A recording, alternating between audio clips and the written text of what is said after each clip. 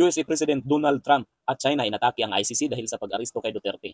Nagbigay ng babala, sinabi nito noong Martes, Marso 11, ng Foreign Ministry ng China na mahigpit nilang binabantayan ang sitwasyon ng arestuhin sa Pilipinas ang dating Pangulong Rodrigo Duterte sa warrant mula sa International Court o ICC.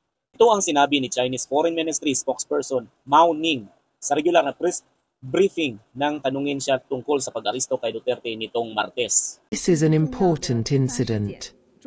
I would like to reiterate that China has always advocated that the International Criminal Court should strictly abide by the principle of complementary jurisdiction, exercise its powers prudently in accordance with the law, and avoid politicization and double standards.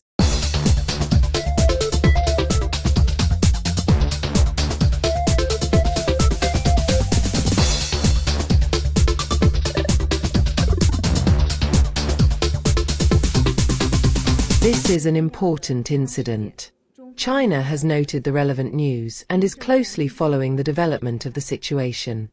I would like to reiterate that China has always advocated that the International Criminal Court should strictly abide by the principle of complementary jurisdiction, exercise its powers prudently in accordance with the law, and avoid politicization and double standards.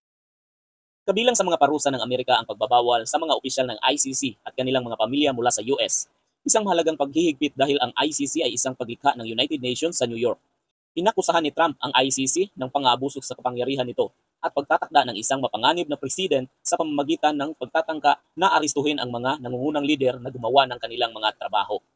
But concretely, it is a very serious and problematic thing to be targeted by the U.S. government with sanctions. It means that your assets will be frozen, that you have no ability to use any kind of account that has dollars associated with it, that any kind of assets you might have that would touch the United States would be suddenly frozen, that you cannot get a visa to the U.S., which could, for a prosecutor of the International Criminal Court, really could throw a wrench not only in his ability to meet with officials, to meet with human rights defenders, with perhaps even witnesses and victims, but also his capacity to easily go to and from the UN headquarters.